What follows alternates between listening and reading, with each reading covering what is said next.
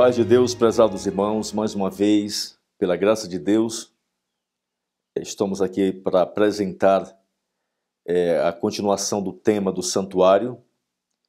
E agora nós iremos ver a exposição de Jones. O pastor A.T. Jones foi um dos mensageiros de 1888, que Ellen G. White diz lá em Testemunhos para Ministro, página 91.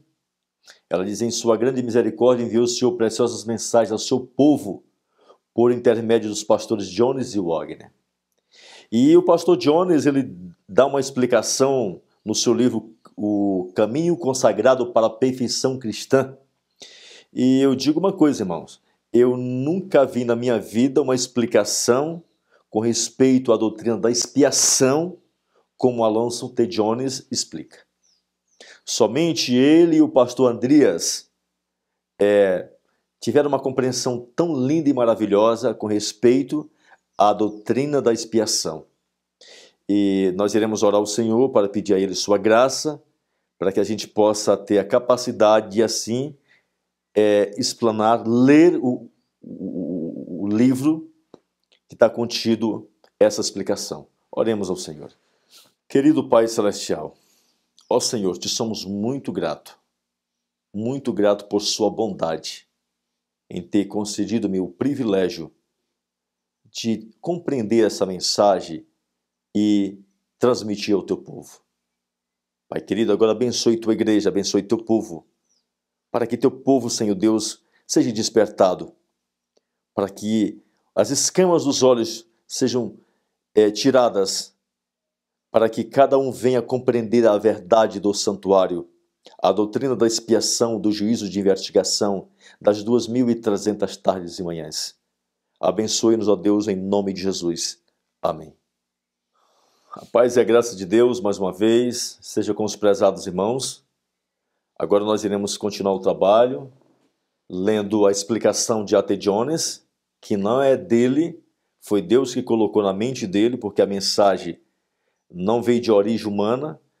A palavra de Deus diz, Ellen G. White diz que Deus enviou por intermédio deles a mensagem do terceiro anjo. Ou seja, lá em Testemunho para Ministro, Ellen G. White diz que a mensagem do terceiro anjo é a mensagem da justificação pela fé, que é a mensagem do Evangelho eterno. Que a igreja tinha essa mensagem, mas quando ela entrou no estado de Laodiceia, ela perdeu a mensagem do terceiro anjo. E em 1888, Deus tornou de novo a enviar essa mensagem para a igreja. E que em 1957, a liderança começou a talhar essa mensagem. E nós iremos ler aqui para termos uma compreensão melhor com respeito à expiação. Por quê? Porque o autor do livro aqui, ele diz bem aqui que a perfeição do povo de Deus aqui não tem nada a ver com juízo de investigação. Que a volta de Jesus Cristo não tem nada a ver com a perfeição do povo de Deus. Que a purificação do santuário lá não tem nada a ver com a purificação do povo de Deus aqui na terra. E nós iremos ver que Deus nos diz bem aqui que a purificação do céu só pode acontecer com a purificação do povo de Deus aqui na terra. Que primeiro tem que acontecer a purificação aqui, no templo do povo de Deus aqui na terra, que é os nossos corpos, para acontecer no templo do santuário celestial. O término desta obra no santuário e para o santuário era igualmente o término da obra para o povo de Deus, diz Jones.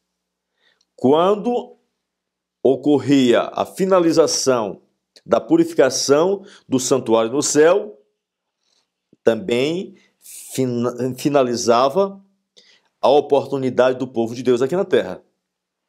Por quê? Porque neste dia da purificação do santuário e da expiação, ele cita Levítico 16, versos 15 a 19, 29 a 34, capítulo 23, versos 27 a 32, todo aquele do povo que não tomava parte no serviço de purificação, examinando o seu coração, confessando e afastando o pecado, foi separado, eliminado para sempre. Da mesma forma, se o povo de Deus hoje não procurar examinar o seu coração, confessar os seus pecados, afastar esses pecados, nós também seremos separados para sempre do povo de Deus. Não é da igreja, do templo, mas do verdadeiro povo de Deus. Assim, estendia-se a purificação do santuário até o povo, e incluía o povo, diz ele, tão verdadeiramente como o próprio santuário. E todo aquele do povo que não estava incluído na purificação do santuário e que não tinha sido purificado de toda a iniquidade, a transgressão e o pecado, na altura da purificação do santuário, eram separados e eliminados para sempre. Então, é bem claro, a palavra de Deus nos diz bem aqui, se o povo de Deus não entrasse com o sacerdote pela fé, se eles não ficassem fazendo autoexame de suas vidas, se eles não confessassem seus pecados e abandonassem seus pecados, eles eram eliminados para sempre. Então, por isso que o apóstolo São Paulo diz, olha, examinai-vos a vós mesmos para saber se vós estáis na fé. Nós devemos pedir a Deus que sonde o nosso coração. Devemos pedir a Deus que nos revele os nossos pecados. Devemos pedir a Deus que nos mostre o nosso estado. Mas muitos de nós não queremos que isso aconteça. Então, ao Deus nos revelar, nos mostrar nossa condição, nossa iniquidade, nós devemos agora confessar e pedir o poder para abandonar. Por quê? Porque se nós confessarmos e não abandonarmos, também não adiantou. E tudo isto era uma alegoria para o tempo presente. Hebreus 9:9. O santuário, o sacrifício, o sacerdócio, o ministério foram a figura do verdadeiro, que é o santuário, o sacrifício, o sacerdócio e o ministério de Cristo no santuário celestial. E esta purificação do santuário terrestre era a figura do verdadeiro, que é a purificação do santuário e do verdadeiro tabernáculo, que o Senhor construiu e não o homem. De toda a imundícia dos crentes em Jesus, por causa de todas as suas transgressões, dos seus pecados. O pastor A.T. Jones diz, primeiro aqui, depois lá. O serviço no santuário terrestre mostra, por conseguinte, que para que o santuário celestial possa ser purificado e o círculo do serviço do evangelho possa ser concluído, tem que estar concluído primeiramente no povo que faz parte desse serviço. Isso quer dizer que no próprio santuário terrestre, a transgressão não podia ser concluída e o fim dos pecados e a reconciliação pela iniquidade não podia ser feita e a justiça eterna não podia ser trazida, até que tudo isto tivesse acontecido em cada pessoa que fazia parte no serviço do santuário. O santuário propriamente dito não podia ser purificado até que cada um dos que oravam tivesse sido purificado. Então o santuário celestial não pode ser purificado. Jesus Cristo não pode purificar o santuário enquanto nós não transferirmos todos os nossos pecados para o céu. Somente quando o nosso coração, nossa vida estiver purificado de todo o pecado, aí sim o santuário do céu será purificado. Ou seja, Jesus Cristo removerá o pecado e colocará sobre o diabo. Mas Jesus Cristo não pode purificar o santuário do céu enquanto não houver uma purificação do santuário de nossos corpos mortais. O santuário não podia ser purificado enquanto, através das confissões do povo e das intercessões dos sacerdotes, estivesse sendo derramado sobre o santuário uma corrente de iniquidade, transgressões e pecado. A purificação do santuário era o afastamento de todas as transgressões, primeiro do povo, segundo do santuário. Através do serviço dos sacerdotes, foram postas sobre o santuário durante o serviço anual. E esta corrente tem que ser interrompida na sua fonte, ou seja, nos corações e nas vidas dos que oram, antes que o santuário celestial possa ser purificado. Então, Ellen G. White, ela diz que tem que ser eliminado na fonte, no meu e no teu coração. Então, temos que trancar a torneira, temos que fechar a porta, trancar a torneira de nossa natureza pecaminosa, para que ela não fabrique mais pecado. Então, somente então, o santuário do céu pode ser purificado. Nós estamos olhando aqui o contraste do que era ensinado nos dias de Ellen G. White e do que está sendo ensinado hoje pela nossa liderança. Por conseguinte, a primeira obra na purificação do santuário era a purificação do povo. Isto era preliminar e essencial para a purificação do próprio santuário, para o término da transgressão e entrada da justiça eterna. Era o término da transgressão acabando com os pecados e fazendo reconciliação pela iniquidade e trazendo a justiça eterna no coração e na vida de cada um do povo de Deus. Então a justiça eterna, ela só entra se o pecado sair. Quando a corrente que era derramada sobre o santuário era assim interrompida na sua fonte, então e somente nessa altura podia o santuário ser purificado dos pecados e das transgressões do povo de Deus. Então, meus prezados irmãos, essa é a compreensão que Deus tem nos dado com respeito à doutrina do santuário. E tudo isto era uma alegoria para o tempo presente, diz a palavra de Deus. Ela era uma alegoria. Este é o grande objetivo do verdadeiro sacerdócio, do verdadeiro santuário.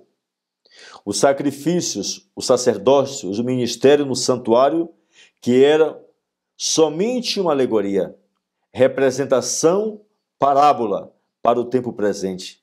Não podia efetivamente tirar os pecados, não podia, portanto, tornar perfeito aos que vieram. Enquanto o sacrifício, o sacerdócio e o ministério de Cristo no verdadeiro santuário tira os pecados para sempre, fazendo, por conseguinte, perfeito os que vêm, tornando perfeitos para sempre os que são santificados. O sacerdócio e ministério de Jesus Cristo no santuário celestial, ele pode fazer aquilo que o sacerdote e ministério de Arão não podia fazer.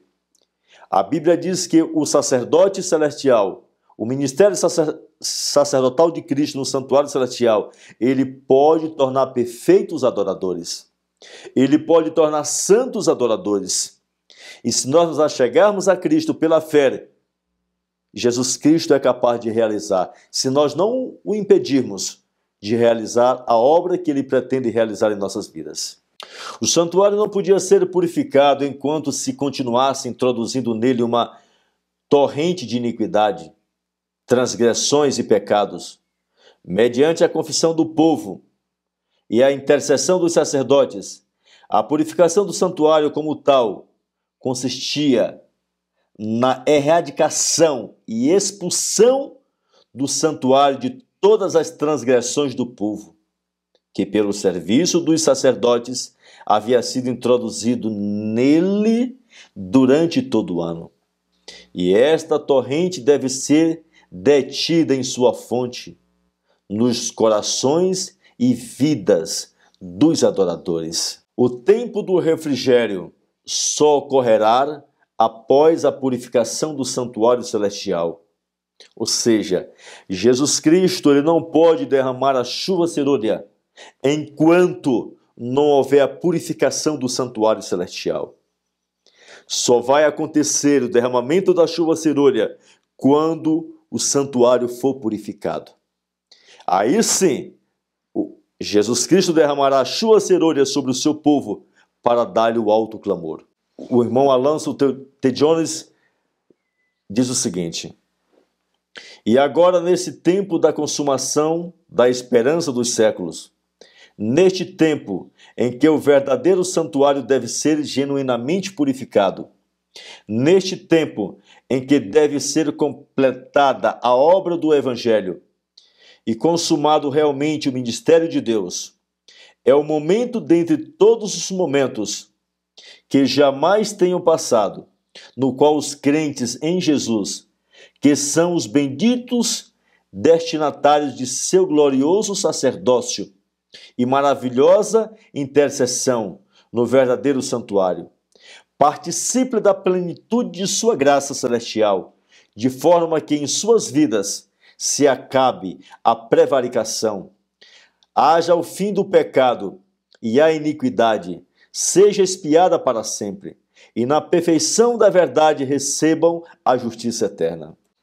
Portanto, irmãos, todo aquele que crê em Jesus, no sacrifício que ele fez, no sacerdócio e ministério que ele exerce, no verdadeiro santuário, deve não somente confessar seus pecados, mas deve também confiar absolutamente no verdadeiro sumo sacerdote e em seu ministério no verdadeiro santuário, para acabar com a prevaricação, com a transgressão, pôr fim ao pecado, fazer reconciliação pela iniquidade e trazer a justiça eterna.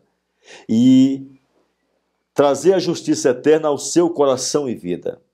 Acordem-se, justiça eterna, diz o pastor Jones, não justiça para hoje e pecado para amanhã. A justiça outra vez e pecado de novo. Isso não é justiça eterna. A justiça eterna é trazida e permanece constantemente na vida de quem tem crido e confessado e que segue crendo e recebendo essa justiça eterna em lugar do pecado e do pecar. Então o pastor John diz bem claro, justiça eterna hoje e justiça eterna amanhã. Não justiça eterna hoje e pecado amanhã. Não justiça eterna amanhã e pecado depois da manhã. Ellen G. White diz no Grande Conflito, página 485, a obra do juízo de investigação e extinção dos pecados deve efetuar-se antes do segundo advento de Cristo. Ou seja, a obra do juízo de investigação e a eliminação do pecado, ela deve concluir-se antes que Jesus volte. Antes que Jesus volte, ele vai concluir o juízo de investigação que iniciou em 1844. Então, ainda não terminou o juízo de investigação, ainda não concluiu a purificação do santuário por causa do povo de Deus. Depende do povo de Deus. É como se nós estivéssemos amarrando as mãos de Jesus, impedindo que ele fizesse a obra em nossas vidas. Arrependei-vos, portanto, e convertei-vos, para que seus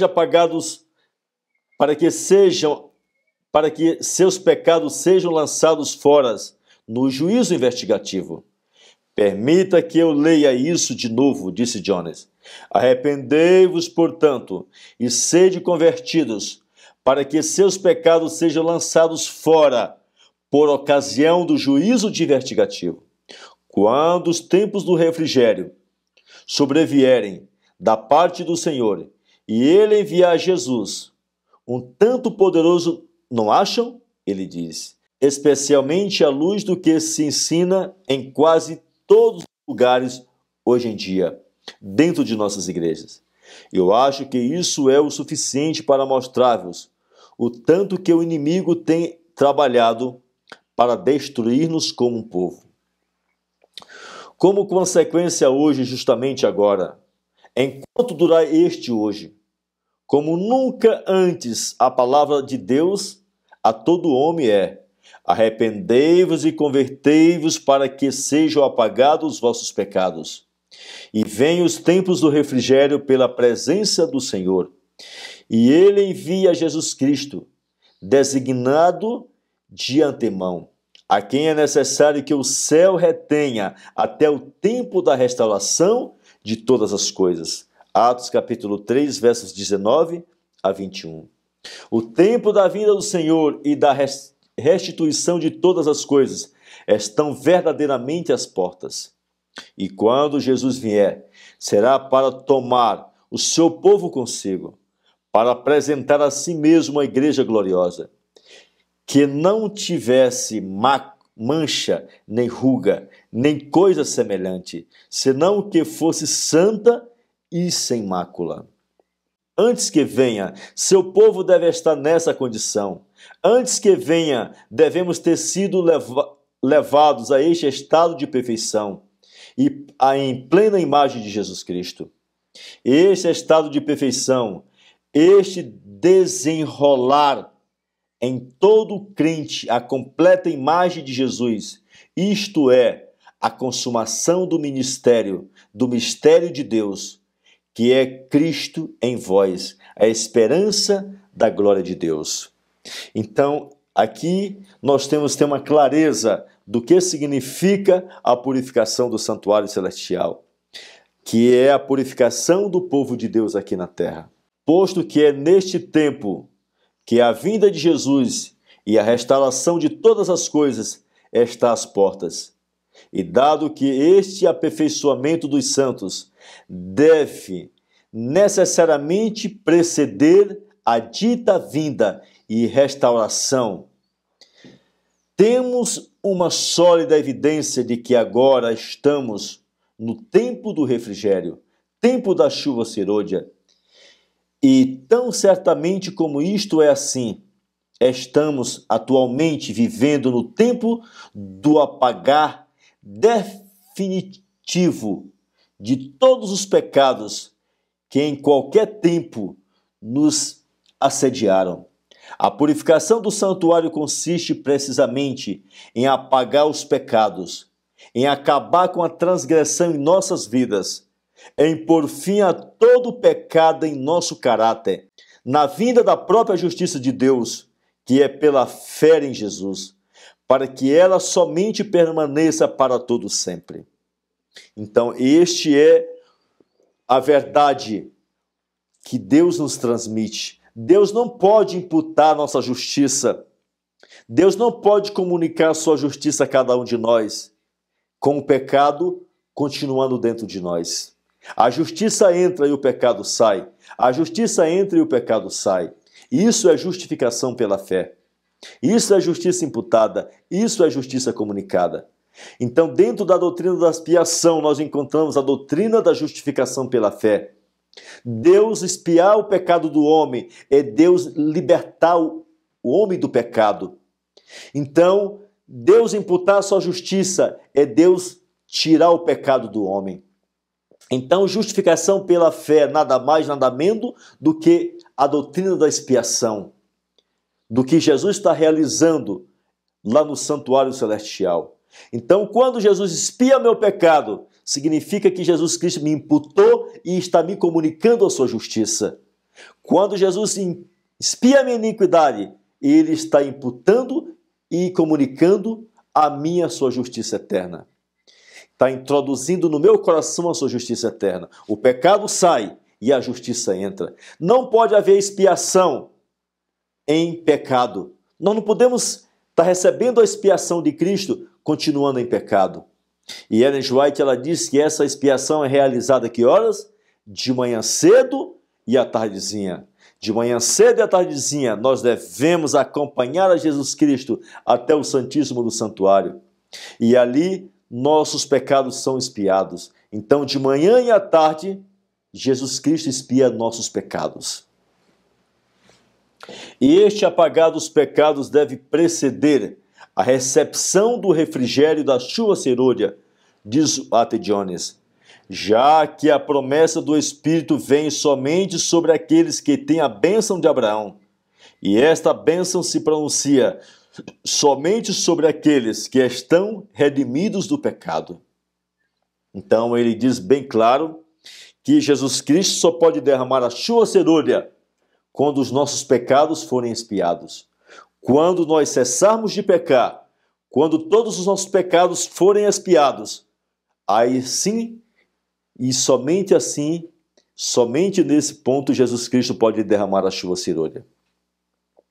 E também tem outro ponto, que a chuva temporã, ela cai antes da chuva temporã. Ela deve estar sendo derramada hoje. Deus quer derramar também a chuva temporã. Deus não pode derramar a chuva temporã em mim e em ti, se nós não abandonarmos nossos pecados. A chuva temporã é a vitória sobre o pecado. É a chuva temporã que nos dará a vitória sobre o pecado. A chuva serôdia não vem para dar vitória sobre o pecado ao povo de Deus. A chuva serôdia vem nos transmitir poder para testemunhar a vitória sobre o pecado que a chuva temporã nos concedeu. A missão primária da Igreja Adventista do Sétimo Dia, aqui nessa terra, a cada um de nós, é vindicar o caráter de Deus. A missão primária é vindicar o caráter de Deus. É dar uma demonstração do poder de Deus em nossas vidas. É permitir que Jesus Cristo introduza a justiça eterna em nossas vidas. Já a missão secundária da Igreja Adventista do Sétimo Dia é a comissão global de alcançar as almas através da pregação, do testemunho, do viver a palavra.